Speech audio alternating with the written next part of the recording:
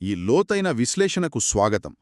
ప్రసిద్ధ రచయిత ఓంప్రకాష్ వాల్మీకి రాసిన అత్యంత సంచలనాత్మకమైన అలాగే హృదయాన్ని కదిలించే ఆత్మకథ జూఠాన్ ఆధారంగా మనం రూపొందిస్తున్న 6 భాగాల ఆడియో బుక్ సిరీస్లో ఇది 3వ భాగం. అవును, ఈ ప్రయాణంలో ముందుకు వెళ్లే ముందు మనమొక చిన్న విషయం గుర్తు చేసుకోవాలి. ఖచ్చితంగా. ఈ పుస్తకంలో చాలా తీవ్రమైన సామాజిక, రాజకీయ, కుల సంబంధిత అంశాలున్నాయి. మన ఉద్దేశం ఇందులో ఏ వర్గానికి లేదా భావజాలానికి మద్దతు పలకడం కాదు. కరెక్ట్.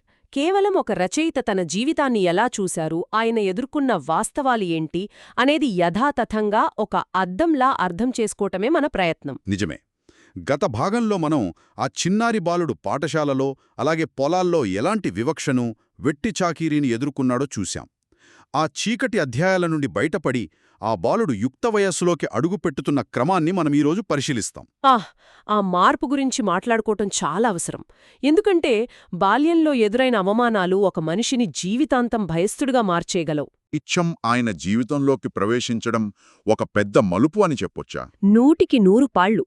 స్కూల్ లైబ్రరీ ఆయన పాలిట ఒక కొత్త లోకానికి తలుపులు తెరిచింది.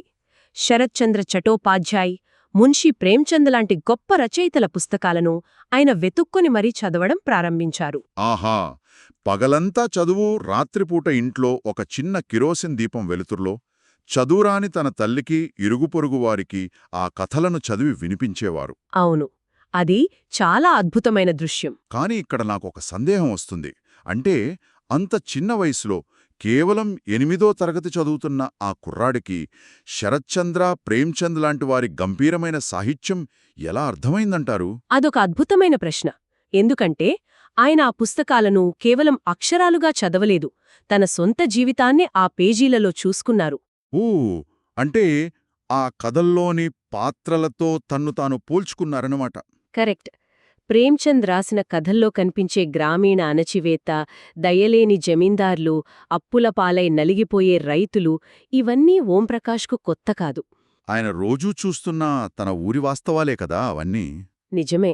అలాగే శరత్చంద్ర నవలల్లోని అట్టడుగు వర్గాల పాత్రలు, వాళ్లు పడే మానసిక ఘర్షణ ఆయన మనసుకు బాగా హత్తుకున్నాయి. అప్పటివరకు ఒక తప్పుడు అభిప్రాయం ఉండేదాయనలో. ఏంటది? తన కులం వల్ల తాను పడుతున్న అవమానం, వెలివేత అంతా కేవలం తన తలరాత అని అనుకోవడమేనా? ఖచ్చితంగా. కాని ఆ పుస్తకాలు ఒక కొత్త నిజాన్ని చెప్పాయి. అదొక సామాజిక అన్యాయమని నేర్పించాయి. ఇది మనం గమనించాల్సిన చాలా లోతైన సైకలాజికల్ ఇన్సైట్. అంటే సాహిత్యం ఆయనకు ఒక ఆశ్రయంగా, ఒక నిశ్శబ్ద గురువుగా మారిందనమాట. అవును. తన బాధకు అక్షర రూపముందని, తనలాగే ఎంతోమంది ఈ వ్యవస్థకు బలిపోతున్నారని గ్రహించిన క్షణం ఆయనలో సామాజిక స్పృహకు బీజం పడింది. పుస్తకాల ఆయన ఆలోచనలకు రెక్కలు తొడిగాయి. ఆ ఆలోచనల వికాసమే బహుశా ఆయనను ఆ ఊరిలోని అత్యంత క్రూరమైన ఆచారాన్ని ప్రశ్నించేలా చేసిందేమో. ఇక్కడే మనం సలామాచారం గురించి మాట్లాడుకోవాలి. ఇది చాలా కీలకమైన ఘట్టం. ఈ ఆచారం గురించి చదువుతున్నప్పుడు నిజంగానే మనసు కకావికలమవుతుంది. అగ్రవర్ణాల ఇళ్లల్లో పెళ్లిళ్లు జరిగినప్పుడు ఆ ఊర్లోని దళితులంతా ప్రతి ఇంటికి వెళ్లి వంగి వంగి దండాలు పెట్టాలి. దాన్ని సలాం చేయడమంటారు. అలా ఎందుకు చెయ్యాలంటే ఆ పెళ్లిళ్లల్లో మిగిలిపోయిన ఎంగిలి కూడు అంటే ఆ జూటన్ వాళ్లకు వేస్తారు కాబట్టి. ఆ ఎంగిలి ఆకుల కోసం వాళ్లు ఊరంతా తిరుగుతూ పడే వేదన వర్ణనాతీతం. దాన్ని ఒక ఆచారం పేరుతో వ్యవస్థీకృతం చేయడం ఇంకా భయంకరం. దాన్ని మనం కేవలం ఒక ఆచారంగా చూడలేం. అదొక పద్ధతి ప్రకారం సాగే మానసిక అణిచివేత, మనిషిలోని ఆత్మగౌరవాన్ని చంపేసే ఆయుధమది. నువ్వు కేవలం మా ఎంగిలి మెతుకులకు మాత్రమే అర్హుడివి అని ప్రతిసారి గుర్తుచేసే ఒక సామాజిక ఆయుధం. అవును. ఓంప్రకాష్ స్నేహితుడు హీరామ్ సింగ్ పెళ్లి సమయంలో జరిగిన సంఘటన దీన్ని మరింత స్పష్టంగా చూపిస్తుంది. ఆ పెళ్లి సమయంలో ఆ సనాం ఆచారంలో ఓంప్రకాష్ కూడా బలవంతంగా పాల్గొనాల్సొచ్చింది. ఆ సంఘటన తలుచుకుంటేనే చాలా బాధగా అనిపిస్తుంది. మండుటెండలో మైళ్ల కొద్ది నడిచి గొంతు పిడచకట్టుకుపోతున్న సమయంలో ఒక అగ్రవర్ణాల ఇంటికి వెళ్లి కనీసం తాగడానికి గుక్కెడి నీళ్లడిగారు ఓంప్రకాష్. కాని అక్కడి మహిళ నీళ్లు ఇవ్వకపోగా అత్యంత అవమానకరమైన మాటనింది. అవును, ఎంత చదువుకున్నా నువ్వు చూరాకులం వాడవే కదా, నీకు ఆకలి దప్పులెక్కడివి అని తీవ్రంగా దూషించింది. ఆ చూరా అనే పదం కేవలమొక కులాన్ని సూచించేది కాదు. అదొక పచ్చి బూతులా, ఒక మనిషి ఉనికినే ప్రశ్నించేలా వాడబడింది అక్కడ. ఖచ్చితంగా ఆ ఒక్క మాట ఆ యువకుడి మనసులో అగ్నిపర్వతంలా పేలింది.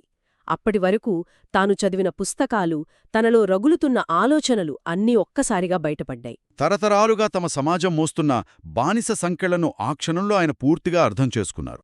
ఆ కోపంతో, ఆ ఆవేదనతో నేరుగా ఇంటికి వచ్చి తన తండ్రిని నిలదీశారు. పెళ్లి వాతావరణంలో అందరూ బంధువులు ఉండగానే. అవును, ఎందుకు మనం ఈ సలాం ఆచారాన్ని చెయ్యాలి? అగ్రవర్ణాల పెళ్లికొడుకులు ఇలా ఇంటింటికి వెళ్ళి ఎంగిలి మెతుకుల కోసం దండాలు పెట్టరు గదా, మనమెందుకు చెయ్యాలి అని సూటిగా ప్రశ్నించారు. ఒక దళిత బాలుడు 100 ఏళ్ల నాటి ఆచారాన్ని అందరి ముందు నిలదీయడమనేది ఆ ఊరి చరిత్రలో బహుశా అదే తొలిసారి. ఆ ప్రశ్నకు ఆ తండ్రి ఇచ్చిన సమాధానం, తీసుకున్న నిర్ణయం ఈ మొత్తం కథలో ఒక అత్యున్నత శిఖరం లాంటిది అని చెప్పచ్చు. నిజమే. కొడుకు అడిగిన ఆ తీవ్రమైన ప్రశ్న విన్న తండ్రి ఏమాత్రం కోప్పడలేదు. పైగా ఏమన్నారో తెలుసా? నిన్ను బడికి పంపించడం సఫలమైంది మున్షీజీ. నీకు విషయం అర్థమైంది. ఇకపై మన ఇంట్లో ఈ ఆచారాన్ని పాటించేది లేదు అని ఖరాఖండిగా చెప్పేశారు. సమాజం ఏమనుకుంటుందో, అగ్రవర్ణాలవారు ఏమంటారో అన్న భయం ఆయన మాటల్లో ఏ కోసానా లేదు. ఆ తండ్రి మాటలను మనం చాలా లోతుగా విశ్లేషించాలి. నిన్ను బడికి పంపించటం సఫలమైంది అన్నారు. అంటే దానర్థం కేవలం చదువుకొని ఉద్యోగం తెచ్చుకోవడం కాదుగదా? ఖచ్చితంగా కాదు. చదువు నీకు ఆలోచించే శక్తినిచ్చింది, అన్యాయాన్ని ప్రశ్నించే ధైర్యాన్నిచ్చింది. అదే నిజమైన విద్య అని ఆ తండ్రి భావించారు. తరతరాల బానిసత్వాన్ని బద్దలు కొడుతూ ఒక దళిత కుటుంబం చేసిన మొట్టమొదటి సాంస్కృతిక తిరుగుబాటిదన్నొచ్చు. 100%. ఇది వారి ఆత్మగౌరవ ప్రకటన. ఒక తండ్రి తన కొడుకు పొందిన జ్ఞానాన్ని చూసి మొత్తం ఊరిని, ఆ వ్యవస్థని ఎదిరించడానికి ఎలా సిద్ధపడ్డారో చెప్పడానికి ఇదొక చారిత్రాత్మక ఉదాహరణ. అయితే గ్రామంలో ఆ పచ్చి వివక్షను ఎదిరించి తనకంటూ ఒక ఆత్మగౌరవాన్ని వెతుక్కున్న తర్వాత ఆధునిక నగరాలకు వెళితే పరిస్థితి మారుతుందని ఎవరైనా అనుకుంటారు కదా? అనుకుంటారు, కాని వాస్తవం వేరుగా ఉంటుంది. ఓంప్రకాష్ జీవితం కూడా అదే మలుపు తిరిగింది. ఉన్నత చదువులు, ఉపాధి కోసం ఆయన తన సొంత గ్రామాన్ని వదిలి డెహ్రాడూన్ వెళ్లారు. ఆ తర్వాత ఆర్డినెన్స్ ఫ్యాక్టరీలో అప్రెంటిస్ కోసం జబల్పూర్, అంబర్నాథ్ అంటే బాంబాయికి దగ్గర్లో ఉన్న ప్రాంతాలకు ప్రయాణమయ్యారు. ఆ ఫ్యాక్టరీలో అప్రెంటిస్గా నెలకు 107 రూపాయల స్టైపెండ్ అందుకున్నప్పుడు ఆయనకదొక మహారాజు సంపదలా అనిపించింది. మొదటిసారిగా ఆర్థిక స్వాతంత్ర్యం అంటే ఏమిటో ఆయన రుచి చూశారు. ఆర్థిక స్వాతంత్ర్యం ఖచ్చితంగా ఆత్మవిశ్వాసానికి పునాది వేస్తుంది. గ్రామం విడిచిపెట్టడం ఆయనకు భౌతికంగా స్వేచ్ఛనిచ్చింది. కానీ ఇక్కడ మనమొక ముఖ్యమైన వ్యత్యాసాన్ని గమనించాలి. గ్రామంలో కనిపించే కుల వివక్ష పచ్చిగా, బాహాటంగా భౌతిక దాడుల రూపంలో ఉంటుంది. అవును. కాని నగరాల్లో, ముఖ్యంగా పారిశ్రామిక ప్రాంతాల్లో కనిపించే కుల వివక్ష చాలా సూక్ష్మంగా ఉంటుంది. అది పైకి నాగరికంగా, చదువుకున్నవారి మధ్యలో దాగి ఉంటూనే లోపల విషంలా పనిచేస్తుంది. అది కంటికి కనిపించని ఒక గాజు గోడ లాంటిది. ఇదిగో ఈ నగర జీవితం ఆయనకు ఇంకొక గొప్ప అవకాశాన్ని కూడా ఇచ్చింది. ఏంటది? కేవలం హిందీ సాహిత్యానికే పరిమితం కాకుండా ప్రపంచ సాహిత్యంతో పాటు ఉద్ధృతంగా వస్తున్న మరాఠీ దళిత సాహిత్యాన్ని చదవడం ఆయనలో అద్భుతమైన మేధోమథనాన్ని తీసుకొచ్చింది. కరెక్ట్. దయాపవార్, నామ్దేవ్ ధసల్ లాంటి రచయితల పరిచయం ఆయన ఆలోచనలకు మరింత పదును పెట్టింది. ఈ పదును మరింత తీవ్రం కావడానికి డెహ్రాడూన్లో జరిగిన ఒక సంఘటన కారణమైంది. అక్కడున్నప్పుడు ఆయనకు థియేటర్, సాంస్కృతిక ప్రదర్శనలపై ఆసక్తి పెరిగింది. ప్రగతిశీల భావాలున్న యువకులతో పరిచయాలు ఏర్పడ్డాయి కదా? అవును.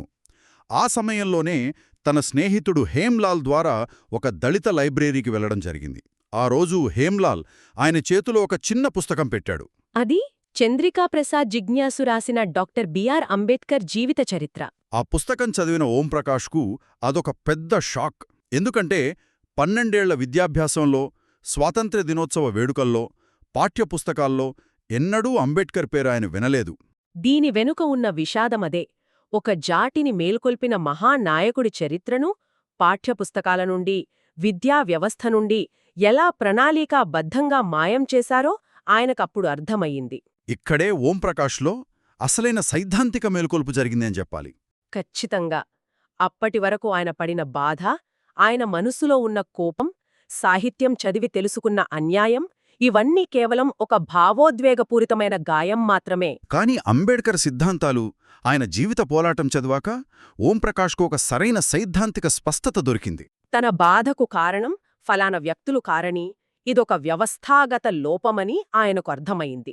ఆ క్షణంలో ఆయన నిశ్శబ్దం బద్దలయ్యింది. నిజమే, తనకు జరిగిన అన్యాయాన్ని వ్యవస్థాపరంగా విశ్లేషించే ఒక కొత్త దృష్టి ఆయనకు లభించింది. అయితే సిద్ధాంతపరంగా ఆయన ఎంత బలపడ్డారో, వాస్తవ ప్రపంచంలో కులం యొక్క లోతుల్ని చూసి అంతకంటే ఎక్కువగా గాయపడ్డారు. అవును, దానికి బొంబాయిలోని అంబర్నాథ్లో జరిగిన సంఘటన ఒక ఉదాహరణ. నగరాల్లో చదువుకున్న వాళ్ల మధ్య కుల వివక్ష ఎలా ఉంటుందో ఇందాక మనం అనుకున్నాం కదా, దానికి సజీవ సాక్ష్యం ఈ సవితా ఉదంతం. అంబర్నాథ్లో ఉన్నప్పుడు కులకర్ణి అనే ఒక మహారాష్ట్రియన్ బ్రాహ్మణ కుటుంబంతో ఆయనకు పరిచయం ఏర్పడింది. ఆ ఇంటి తల్లి ఓంప్రకాష్ను కన్న కొడుకు కన్నా ఎక్కువగా ఆదరించింది. ఆ కుటుంబంలోని అమ్మాయి సవితతో ఆయనకొక అందమైన భావోద్వేగ బంధమేర్పడింది. ఇదంతా చూశాక కులమతాలకు అతీతమైన ఒక ఆధునిక ప్రపంచం నిజంగానే ఉందేమో అని ఆయన నమ్మడం మొదలుపెట్టారు. ఆ వయసులో అలాంటి స్వచ్ఛమైన ప్రేమ దొరికినప్పుడు ఎవరైనా అలాగే నమ్ముతారు. పైగా తాను చదువుకున్నారు, ఉద్యోగం చేస్తున్నారు. కులమనే నీడ తనను వదిలేసిందని ఆయన భ్రమపడ్డారు. కాని ఆ నమ్మకం కళ్ళెదుటే ముక్కలైపోవడానికి ఎంతో సమయం పట్టలేదు. ఒకరోజు ప్రొఫెసర్ కాంబ్లే అనే ఒక దళిత ప్రొఫెసర్ వాళ్ళింటికొచ్చారు. ఆయన చాలా చదువుకున్న వ్యక్తి, సమాజంలో గౌరవం ఉన్న వ్యక్తి.